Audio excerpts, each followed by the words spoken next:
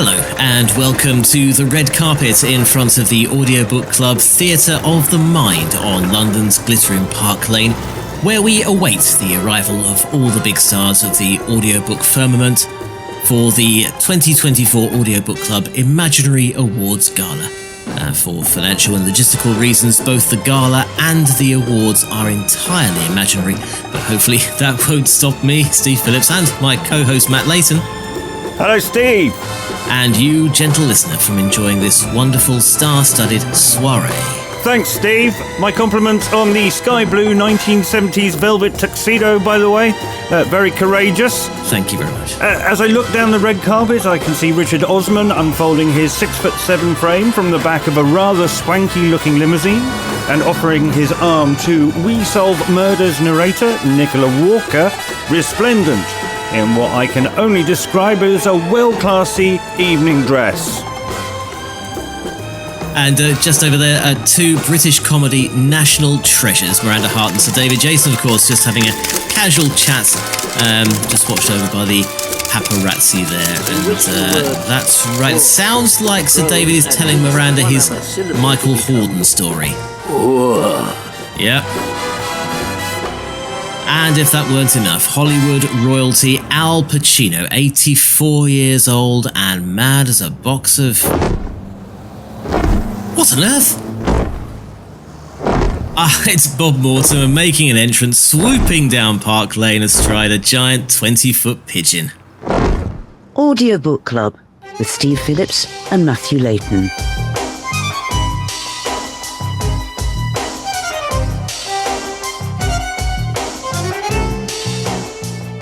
Hello and welcome to Audiobook Club, the podcast about audiobooks that feels that when it comes to this time of year in general and award season in particular, it's better to give than to receive.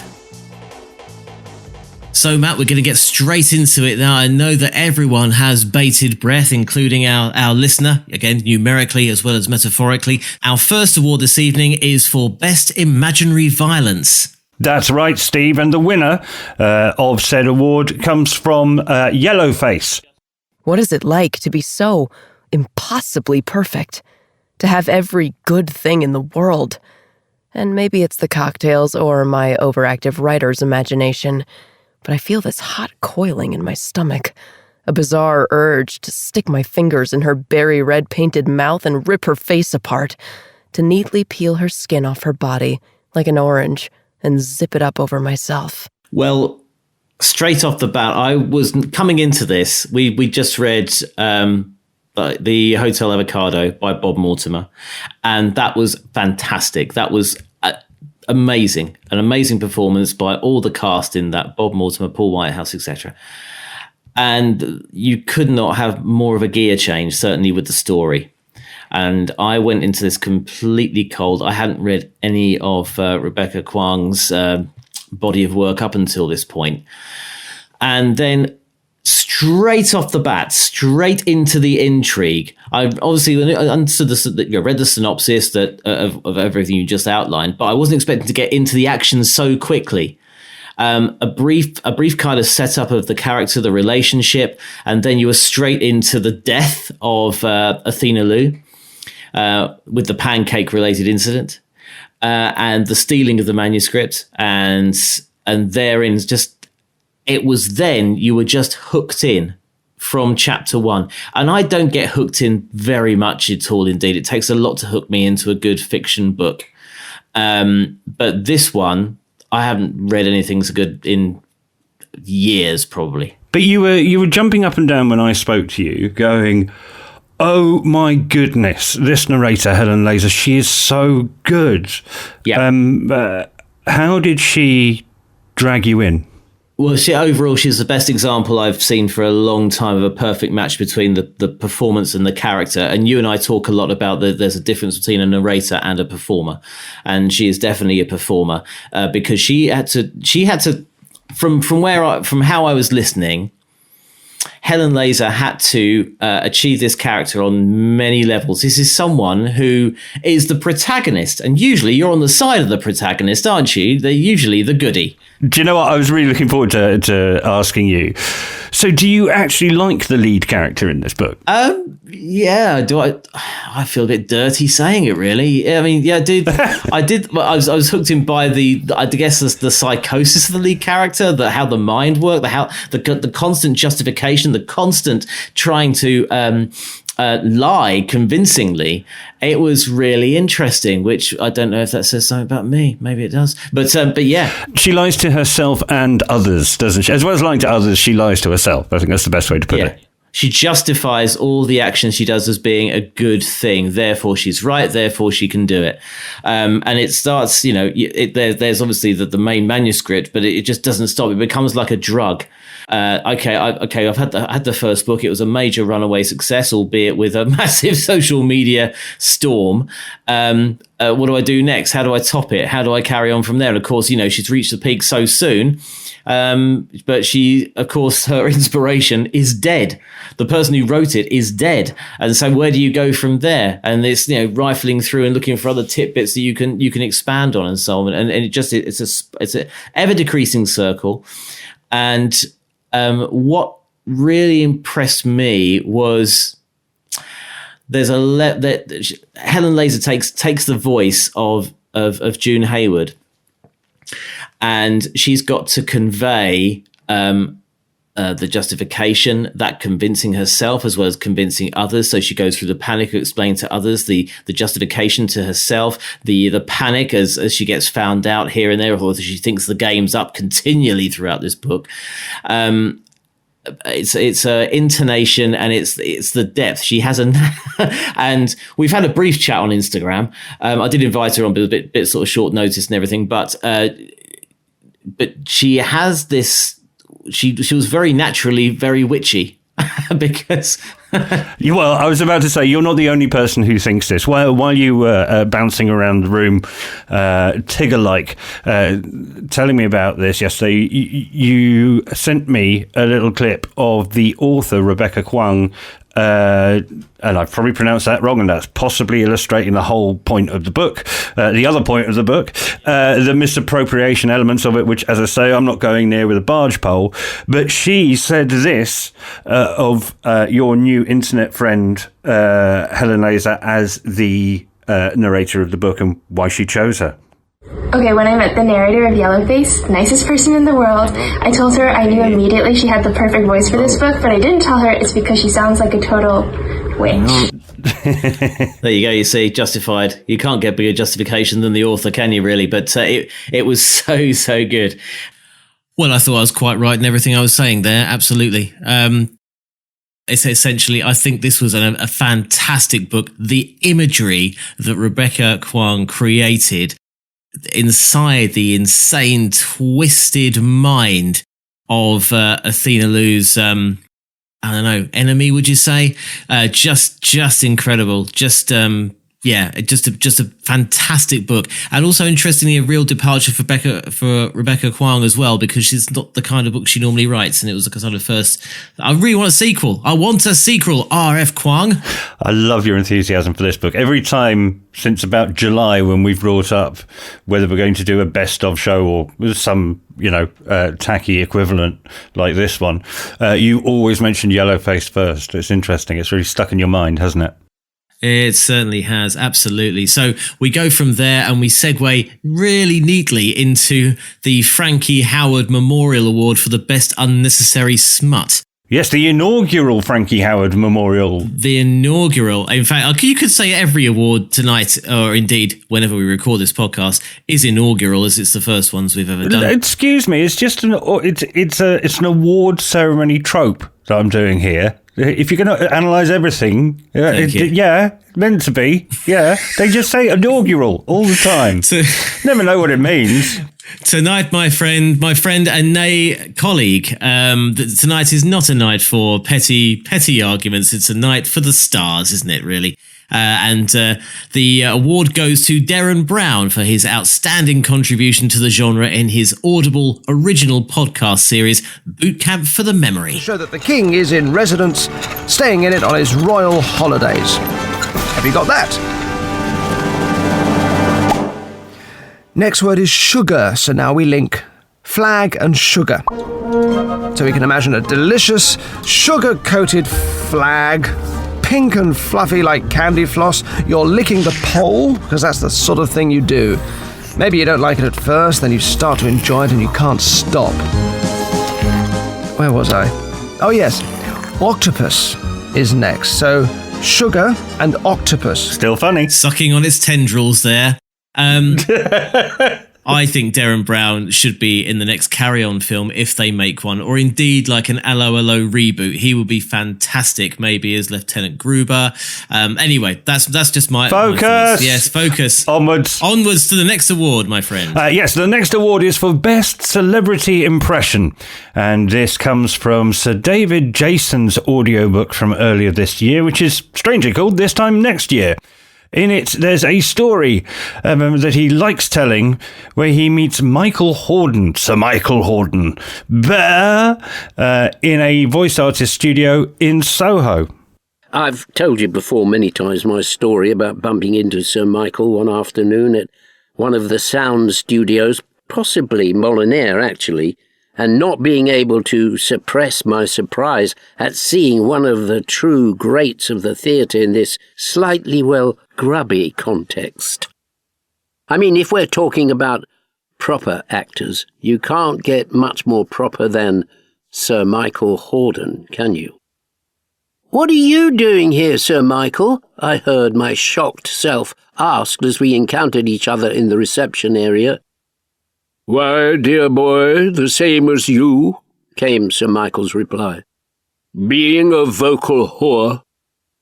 And look, I've just gone and told that story again, but I know why I love repeating it.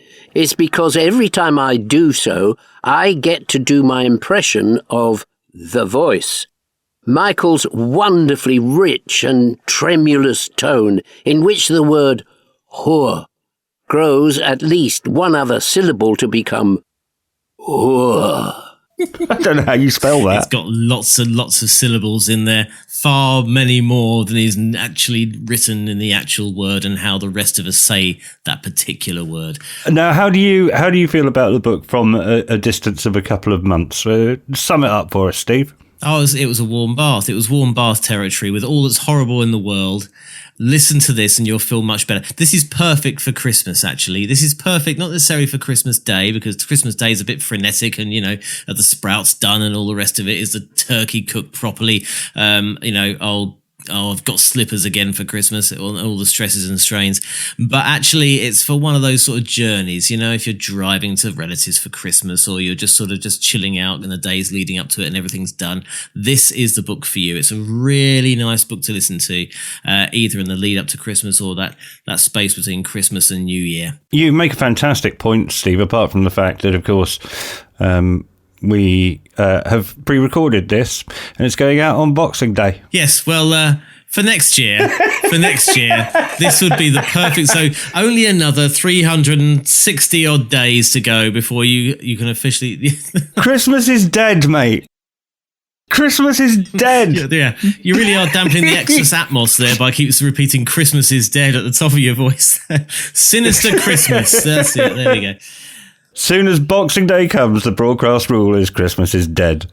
Well, it's on to our standout entry for Best Wildlife Documentary, and that goes to, well, who else? Author Bob Mortimer for Hotel Avocado. On this episode of Audiobook Club, we head to Brighton on England's pebbly south coast to learn about the true nature of seagulls. The sky was grey and the sea was even greyer. The wind was blowing in little gusts around me and rainfall seemed inevitable. I had sat on this bench many times over the past 6 months. It was the place I always escaped to when I wanted a bit of solitude. I sometimes brought a bit of cake or a slice of bread out with me and fed some crumbs to the seagulls and the pigeons. I wasn't so keen on the seagulls. Most of them seemed to be bullies and their voices sounded angry and accusing. I think they spoke mainly in lies. Give us some cake. I haven't eaten for months, mate. I've got 10 kids to feed. Why did you throw it to that manky pigeon? Jesus, not more crust. I'll report you to the RSPB. That sort of thing.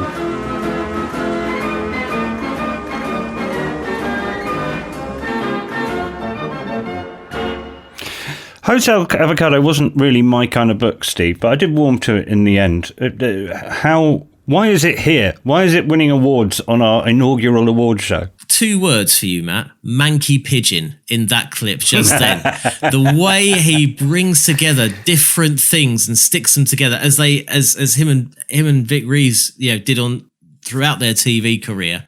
He would just list stuff like, I don't know, he'd talk about, I don't know, I can't remember the exact quote, but he started listing out stuff around sort of plywood and space food. Space food. I mean, what? Yeah. So that's why this is here. And he is a fantastic author. He's shown himself to be a brilliant author. We've had the Satsuma Complex, which I've not read yet, but Hotel Avocado was just a brilliant thriller.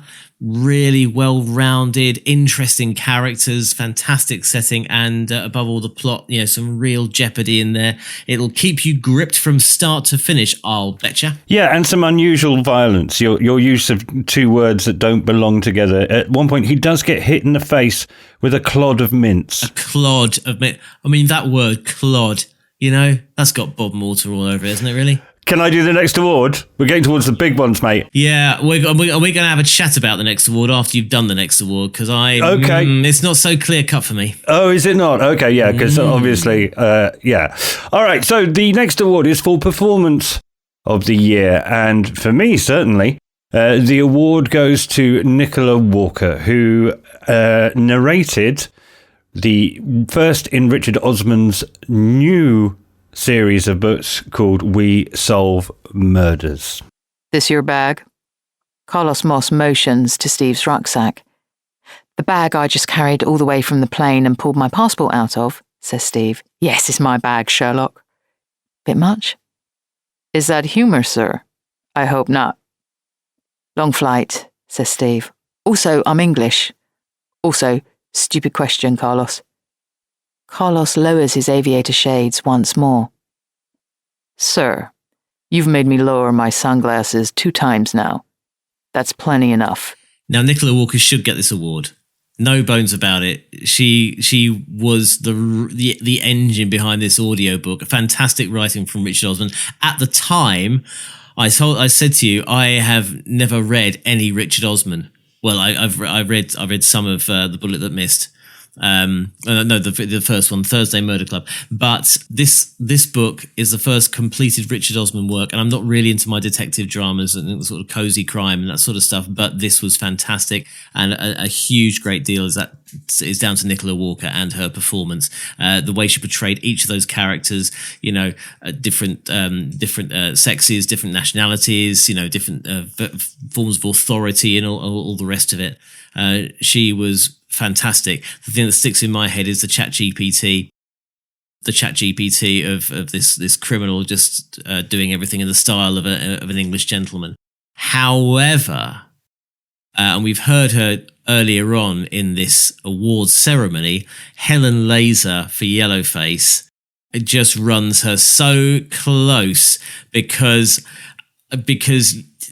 she just really sucked you into this book, into Yellowface, and that this horrible all the motivations and the horribleness behind the protagonist's machinations as she tried to pass off Athena Lou's work as her own, just kept getting deeper and deeper and deeper, and the backlash was getting worse and worse and worse. And she sounded evil, at the time. She's trying to justify everything. It was a really meaty, deep performance from Helen Laser on Yellowface.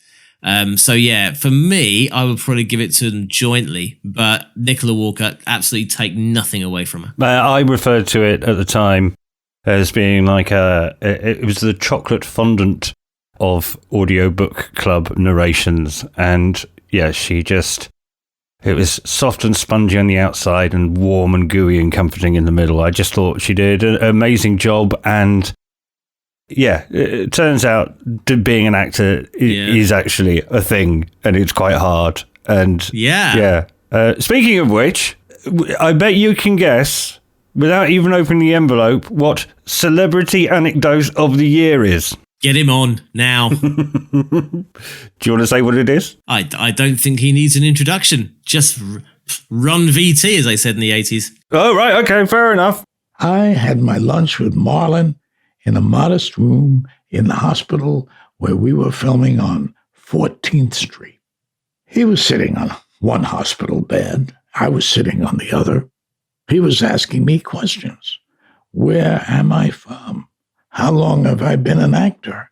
And he was eating chicken cacciatore with his hands. His hands were full of red sauce. So was his face. And that's all I could think about the whole time we were talking. Whatever his words were, my conscious mind was fixated by the stain-covered sight in front of me. He was talking. Gobble, gobble, gobble, gobble, gobble. And I was just mesmerized. What was he going to do with the chicken? I hoped he wasn't going to tell me, throw it in the garbage for him. He disposed of it somehow without getting up.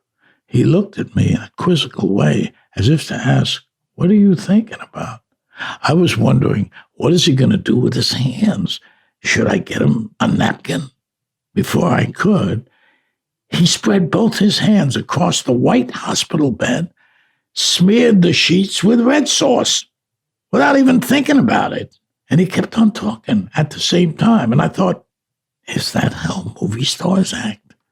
You can do anything? Just love it. I mean, I told you when I was listening to this book, my whole family wanted to listen to it because it'd be on in the morning, first thing, while I'm getting the dog's breakfast or whatever. And there would just be these noises coming out of the kitchen of just incredulity from Al Pacino. It was just this, like, he just seemed surprised at his own life. You know, every story he told, it just sounded like, what? I couldn't believe it. What a guy. What a guy. He could just do anything. I think he was also surprised by the content of his own book. I'm not sure he'd necessarily seen any of it before he read it. I don't know. I mean, it may have been ghostwritten, but it was genuinely coming from him. And he's 84. And actually, we said at the time, it's a difficult gig to narrate an audiobook at the best of times in that booth for hours on end. But he just sounded so like he had the sound of a person who's had a really good life, you know, really full life. I mean, he's had these downs, you know, certainly if you listen to the, you know, how his upbringing and everything. But yeah, what a life. And that came through in his narration. Yeah. It's interesting that, as again, we've just heard David Jason, who's exactly the same age, 84 years old. Sacred in India, Steve, because it means you've seen 1,000 moons. Yeah, that's lovely. And there is a contrast in professionalism between the two, I think, but both of them equally endearing. Yeah, agree. We are agreed on that one. Well, let's move on to our next award. This is the award for the best tree-based book source material, or I guess, as other people call it, like the Wizards of the Booker Prize and so on, Book of the Year. But we're an audiobook club. Well, we always look at it in three ways, don't we? We always do the same thing. We start normally when we're doing one of our regular episodes, we start with the author, and then we move on to the text of the book before going on to, does the audiobook bring anything to the party? And the reason we do that is because without a written book first, nothing exists, and it get messy, really, wouldn't it? It would completely get messy. Yeah, absolutely. So on to the award without further ado. Amy weighs up the odds. Kevin is around 6'2", must weigh upwards of 260 pounds. If she can unbalance him, it's an easy win for her. But Kevin is an ex-Navy SEAL, and Kevin knows that he is 6'2" and heavy. So Kevin also knows that if Amy can unbalance him, it's an easy win for her. Kevin is therefore keeping his distance and letting the gun do the work. But I really liked the characters from the off. Actually, I got into it very, very quickly. I love his writing style, and I think this is actually part of when you're listening to an audiobook. I think we all ingest them in very different ways. You know, because I'm not a natural reader, which is not really a good thing for a host of an audiobook podcast, but I have to be in a certain set of circumstances. Once I'm bought into a book, I am hooked. I am hooked, and I will go to it right to the very end. But if there's something distracting me, if I don't get that much time in the car, because this week I've had to do a lot of long journeys, so I got through it anyway. But I really got into this book very, very quickly. His writing is so accessible. He's got very relatable lines in there. The characters are very relatable. The settings initially, those areas in the New Forest, I knew some of those towns, some of those places that were cited. Occasionally, the plot lost me. Maybe that might be my fault because I was, tuning out, I was driving, I was concentrating on something else. But I was managing to follow the plot and all the characters and all the threads. He makes you work, but in a really kind of easy way, if that makes sense. Yeah. He makes you follow the thing, but he writes in a very accessible way. It helps having, 101 odd chapters as well. It's quite short chapters, and everything is very... there's low barrier to entry, I think. If you're not naturally given to murder mystery, this is the one you should start with for me, because this is the one I've actually started with. Yeah, okay. Look, I agree with you, and I've just thought of a phrase that I'm going to use over and over again, and it is, yeah, Steve, he doesn't write in crayon. The headline of the Thursday Murder Club books was that, it's in a retirement village. They all drink wine at lunchtime. They're all quite old and, they're happy and sad. But actually, the story is quite dark, and all of the characters are really richly portrayed. And yeah, if you're not concentrating, as can happen with an audiobook, and you miss something, then it is going to affect you. As much as he is portrayed as a mainstream gentle, genteel Sunday evening murder writer, there is real depth and thought in what he writes, both in terms of, for me, it's Steve, the lead character, on headline was, he ends up in St. Lucia in South Carolina, but really he'd rather be at home watching television. And that could be, an irritating stereotype until you learn that he used to be a Met police officer, and he's widowed, and he talks to his wife via his dead wife via his dictaphone, and his I don't like travelling is very subtle, involves grief and the way that anxiety builds as you get older. So it's quite, it's subtler than you think it's going to be if you watch Richard Osman being interviewed on, one of those television programs with a sofa on it, which he enjoys, and he does quite a lot and has been out doing that for the last week. But it's not as light as that. There's more to find in there if you're looking for it. Does that make sense? Yeah, it did to me. Yeah, it did to me too. Yeah, there you go. Richard Osman. Yeah. Right there. Yeah, and looking forward to the film next year and the television series hopefully the year after. Looking forward to the TV, the sequel. The sequel to We Solve Murders. We Solve More Murders. He basically left the door wide open for the next lucrative He's made it easy for himself, hasn't he? Yeah. We Solve Murders too. Yeah. No, we could do one. Yeah, call it that. We do them as well. That's right. We Solve Murders as well. What a killer title that is. Still to come, we've got the Audiobook Club Audiobook of the Year, but not before we've had, Matt, the opener of the year. What exactly is the opener of the year? Well, as you know, Steve, I used to work in radio, and I used to work behind the scenes and make stuff. And actually, this award is an award to me, but I know that you like it. Yeah, I love self-aggrandizement in a podcast. No, I've stuck one in for myself. You are a friend of the show. Yeah, I love playing with the toys. I love having a fiddle, and I don't do it to the standard of the people who make stuff for Audible Originals or the BBC. But I've seen you fiddling, and it's pretty good standard. I'm a gentleman amateur, Steve. So yeah, this is one I think it was your favourite of the year. We did 2 shows with Ben McIntyre, or around Ben McIntyre. One an interview with him, And the second one was to, not even review, celebrate the release of his new book, The Siege, about the Iranian embassy siege in London in 1980. And I just had a little bit of fun playing with what was blank text. And I just put some sound effects around it, really. Audiobook Club with Steve Phillips and Matthew Layton.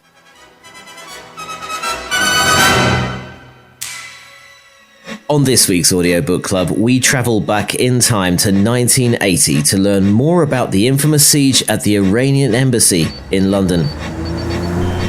We've got about a minute now, Gullen told Rose by radio. and then we're going. The order Hyde Park. crackled through the SAS earpieces. Groups in position, explosives primed, abseilers hitched and ready, London Bridge. barked Gullen. Go, go, go. Morell and Palmer pushed off the rear parapet and began to descend, the abseil ropes fizzing softly through the figure of 8 devices. The first pair reached the second floor. Then Tommy Palmer's foot went through a window. At 7:23 p.m, the building was rocked by an enormous explosion.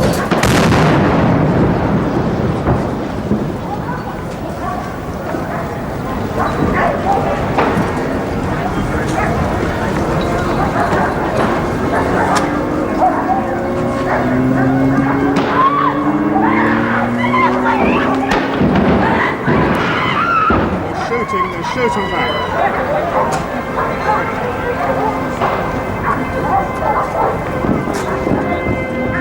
God, that's harrowing when you listen to it. That's the real ITN archive footage at the end there.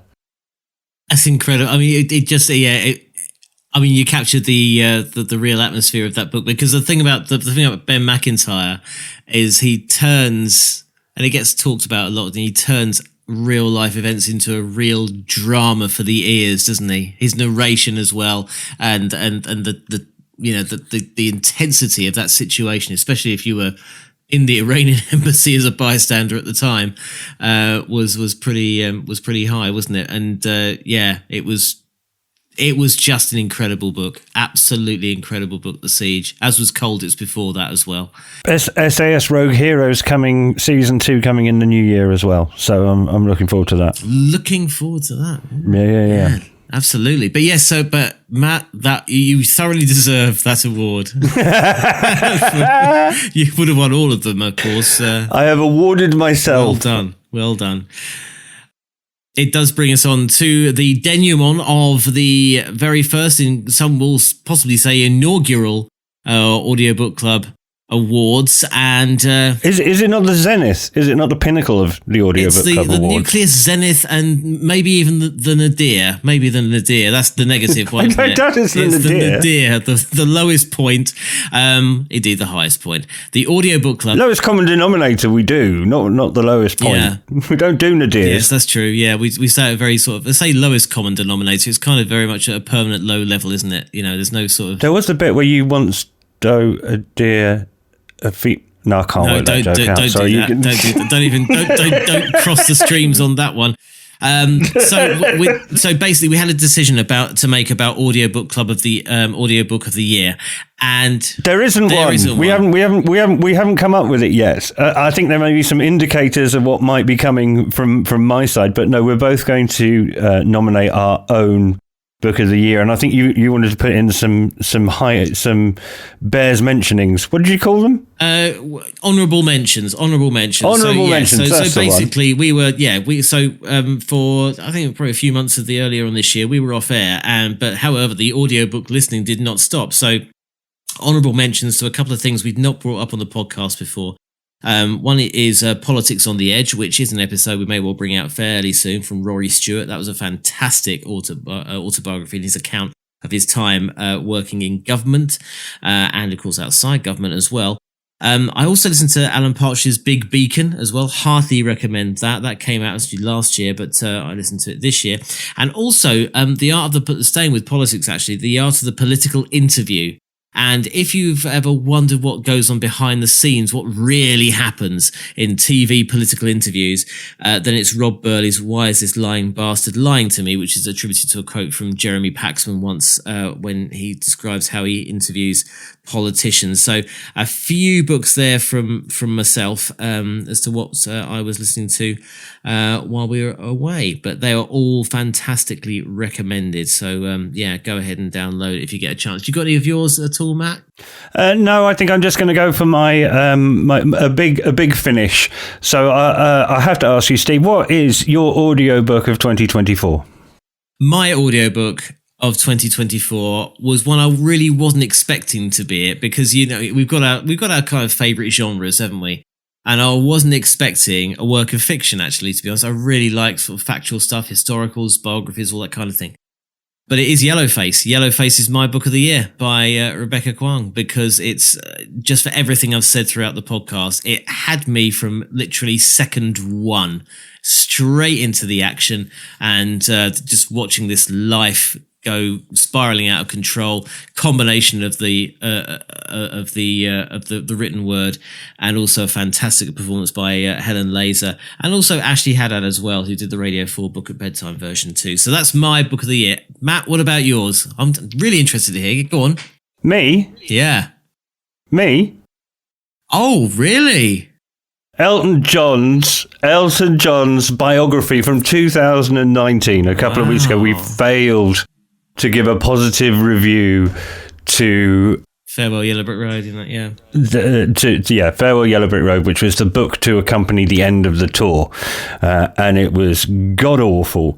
And in order to get through the week, I went a hunting and found Elton John's autobiography, Me, from 2019, and it was just full of everything you wanted from Elton. I ended up liking Elton more after reading that book than I did before. So, in typical Audiobook Club style, my book of the year, 2024, is 5 years old.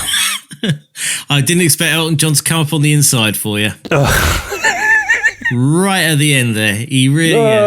What a finish. What a finish from Elton John there, right at the end. Are you after next year's Frankie Howard? Don't you dare. No, don't. I can't do Frankie Howard. I'm not going to. There you go. That summed us up. That is the very first Audio Book Club Book of the Year Awards. And thank you very much for listening.